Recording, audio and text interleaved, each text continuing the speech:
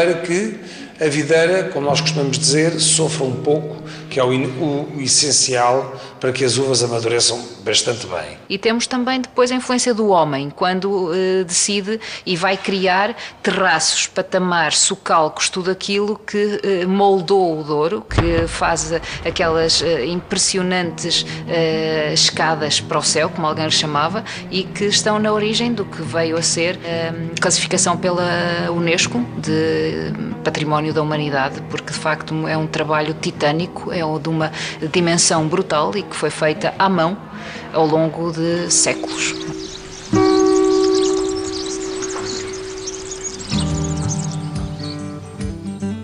O homem soube aproveitar todas essas condições naturais e adicionar-lhe também o sentido da criação, o sentido da arte, misturando castas que foi aperfeiçoando ao longo de séculos. Uma série de castas que são recomendadas como as melhores, após uma série de estudos, são recomendadas como as melhores para a elaboração de vinhos do Porto tinto e brancos, e que são castas da região.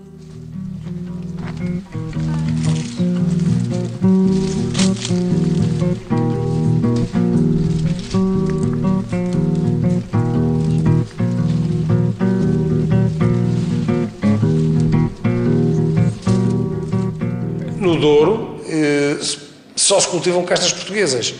Castas estas que desde há muitos anos têm vindo a ser melhoradas. Primeiro, devido à seleção massal, portanto, aquilo que o homem faz, olhando para as videiras, escolhendo as melhores, aquelas que produzem melhores uvas. É o que nós chamamos de seleção massal. Depois há uma segunda fase em que essas plantas escolhidas dão origem a garfos, que são enxertados em diferentes porta-enxertos, onde são identificados clones diferentes, que dá origem a uma segunda seleção já mais apurada, já mais sofisticada, em que já estamos a trabalhar mesmo o pormenor e a escolher o pormenor das uvas, que é o que nós chamamos, em termos técnicos, a seleção clonal.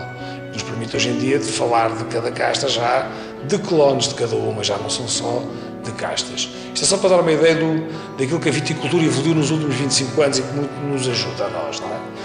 E é com base no estudo desta matéria-prima, destas uvas, e nos estudos de maturação que iniciamos no Pintor. O Pintor é aquele momento do ano que no Douro ocorre entre a última semana de julho e a 1ª de agosto, em que a uva muda de cor.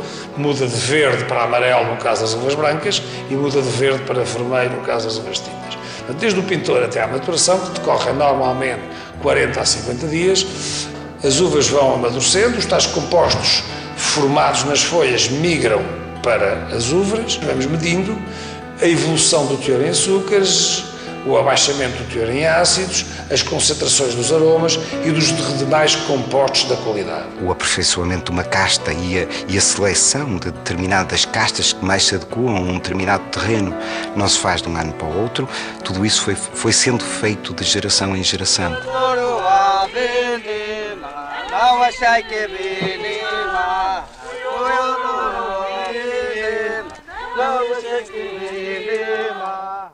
Quando se atinge o momento próprio e desejado para cada tipo de vinho, procede-se à vindima. Vai, e mostrar também, mostrar que é peixeira. Mas eu tenho que ir lá buscar, vamos mostrar a sua.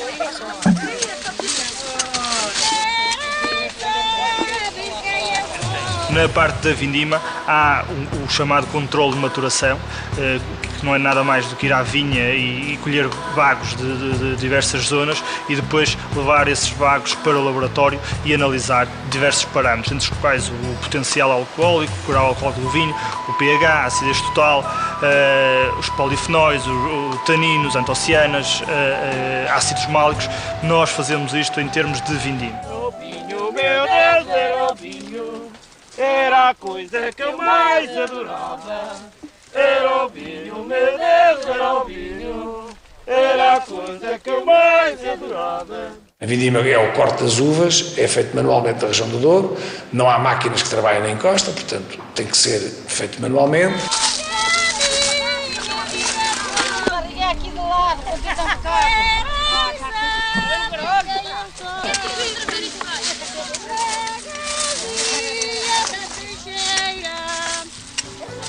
mediante o tipo de vinho do Porto que queremos fazer, vamos colhendo as uvas conforme elas estão ou não prontas para serem vinificadas. Se queremos fazer um ruby, escolhemos umas castas diferentes, se queremos fazer um tawny, escolhemos outro tipo de castas e são colhidas em tempos diferentes.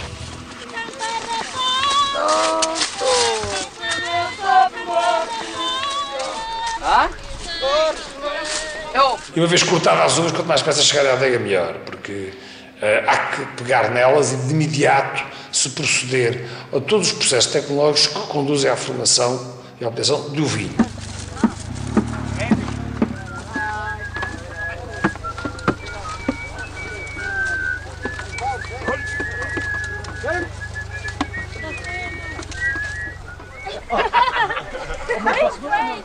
Olha uma coisa, ainda podem mandar que todo dia nem uma filha. Nem uma filha, mas olha, a ti fizeram-te bem, pá, que trabalho é só.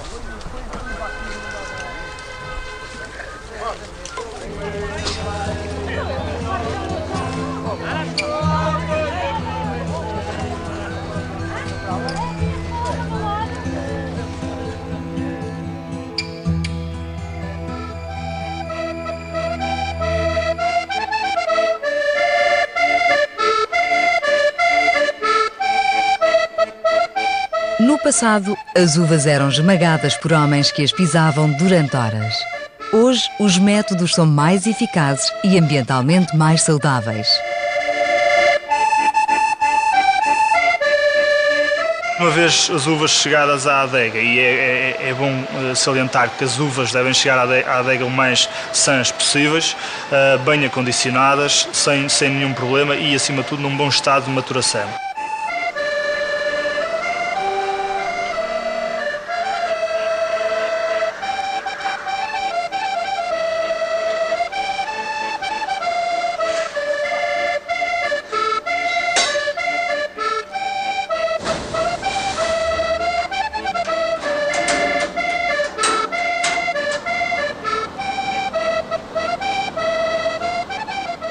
Chegando à adega, o que nós temos que fazer é encaminhá-las para os sítios que nós achamos mais convenientes para determinado tipo de vinificação. No caso de um vintage, por exemplo, é nossa intenção tentarmos pegar nas uvas que melhores condições têm para vintage, Touriga Nacional, Tinta Roriz, e metê-las no lagar. No lagar esses que podem ou não ser pisados pelo homem, ou hoje em dia, como no nosso caso, temos lagares com pisa automática.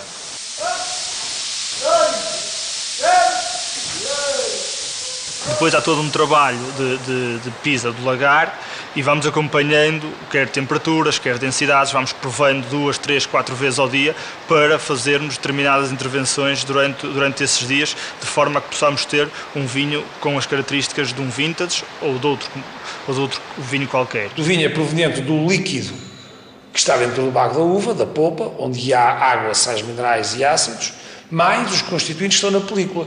Portanto, o que fazemos durante o processo da fermentação alcoólica e da maceração é extrair esses compostos da película para o líquido que está dentro da uva, para que dê origem ao vinho.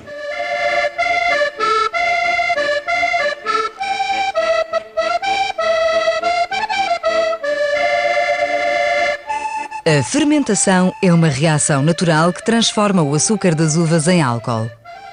O que faz do vinho do Porto um vinho tão diferente dos outros é que a fermentação não é completa. Nós vamos cortar o que se chama a fermentação pela adição de uma aguardente vínica e ficamos com um vinho que é naturalmente doce, fortificado, porque lhe adicionamos um álcool vínico, e é um vinho que tem um grau de ser agradável, um grau de tentação muito grande. A aguardente que vai fazer com que o vinho fique com 20 graus de álcool e com um grau de doçura à volta dos 3, 4 de Beaumé.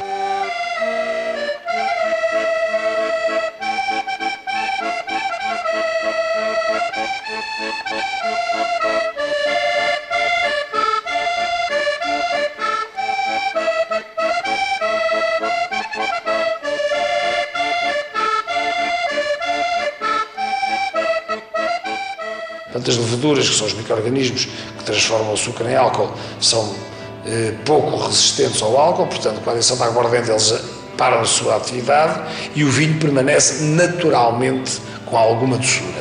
não há nenhuma adição de açúcar, nem de mais nada, é tudo natural no vinho do Porto. Não é açúcar que é adicionado ao vinho, não, é a paragem da fermentação através da aguardente que lhe permite ficar com este açúcar. Portanto, um vinho do Porto pode depois ter vinhos de diferentes estilos, de diferentes idades e para diferentes combinações. Tem essa particularidade de ter muitos tipos de vinho do Porto, que também o favorece. Pode ter um contraponto, que é criar alguma confusão no consumidor. O consumidor muitas vezes diz: eu não peço um vinho do Porto porque há tantos tipos e eu não conheço, e depois tem receio de não escolher bem. Assim. E nesse sentido, uma das nossas, do Instituto, uma das nossas linhas estratégicas também é um bocado educar, no sentido de dar a conhecer os diferentes tipos de vinho do Porto e o que se pode fazer com cada um desses tipos, dar a conhecer aos consumidores.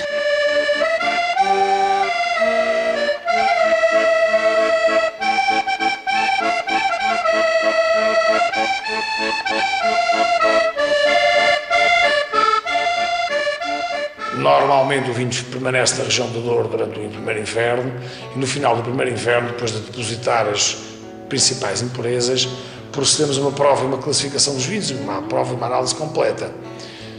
Se encontrarmos um vinho, como dizia há bocadinho, vinhos de altíssima qualidade, de grande concentração, finesse e elegância aromática, estes vinhos são postos de lado e 2 anos mais tarde são engarrafados, debaixo do controle do Instituto de Vinho do Porto, com a maior, com a designação de vintage. O vinho do Porto é um vinho, uma parte dele vinho do lote, portanto mistura de diferentes vinhos do Porto produzidos, e há também os vinhos do Porto que são só de um ano específico, portanto não resultam da mistura de lotes de diferentes anos ou de diferentes tipos de vinho e são só datados num ano. No meu caso do vintage, por exemplo, que é o vinho do Porto top, digamos assim. Os vintage são vinhos do Porto que são de altíssima qualidade e como são muito bons, então vamos selecioná-los e engarrafá-los muito cedo para que eles preservem o mais possível dentro da garrafa, uma garrafa que é preta, com uma rolha comprida de propósito e uma rolha de boa qualidade, preservem o mais tempo possível essas características. E se se alterarem, porque com o tempo elas vão se alterando, que se alterem no melhor dos seus sentidos. E é aquilo que nós chamamos, digamos, um presente de Deus, porque isto só acontece de vez em quando Deus quer. Em média são 3 vindimas por década.